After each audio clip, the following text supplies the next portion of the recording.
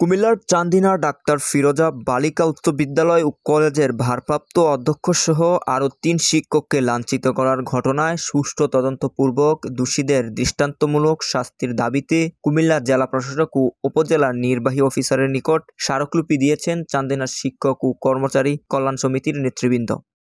মঙ্গলবার ১০ ডিসেম্বর সকাল 10:30টায় সংগঠনের নেতারা উপজেলা নির্বাহী অফিসার ইউনু নাজিয়া হোসেনের হাতে এ স্মারকলিপি প্রদান করেন।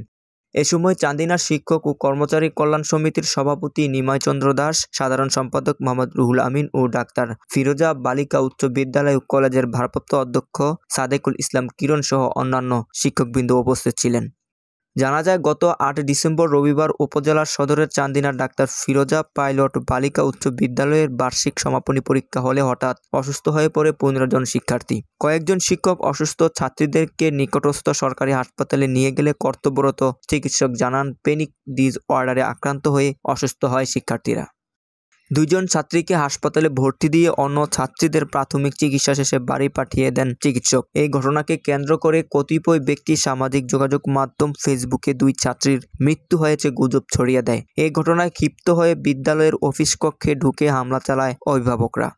এ সময় বিদ্যালয়ের ভারপ্রাপ্ত অধ্যক্ষ সহ অপর 3 সহকারী শিক্ষককে পিটিয়ে লাঞ্ছিত করে বিক্ষুব্ধ অভিভাবকরা।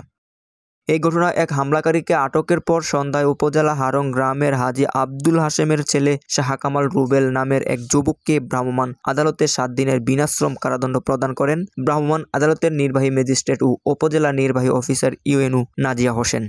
এ ব্যাপারে ডাক্তার ফিরোজা বালিকা উচ্চ বিদ্যালয় ও কলেজের ভারপ্রাপ্ত অধ্যক্ষ সাদেকুল ইসলাম কিরণ জানান, ওই দিন রবিবার ছাত্রী মৃত্যুর গুজব সত্যতা যাচাই না করেই অভিভাবকরা দুপুর 2:30টার দিকে জোরপূর্বক প্রতিষ্ঠানের ক্যাম্পাসে ঢুকে শিক্ষক শিক্ষার্থীদের গালাগাল করে পরীক্ষা হলে ঢুকে পরীক্ষা বন্ধ করে দেয়। এ সময় আমাকে সহ অপর 3 শিক্ষককে মারধর করে গায়ের শার্ট ছিঁড়ে ফেলে। বেধড়ক মারধর করায় আমাকে হাসপাতালে ভর্তি হয়ে চিকিৎসা নিতে হয়েছে। এমন ঘটনার কারণে ওই প্রতিষ্ঠানের শিক্ষক শিক্ষার্থী সহ চান্দিনা উপজেলার সকল শিক্ষক এবং সারা দেশের শিক্ষাগণ প্রতিষ্ঠান নিজ নিজ দায়িত্ব পালনে শঙ্কিত।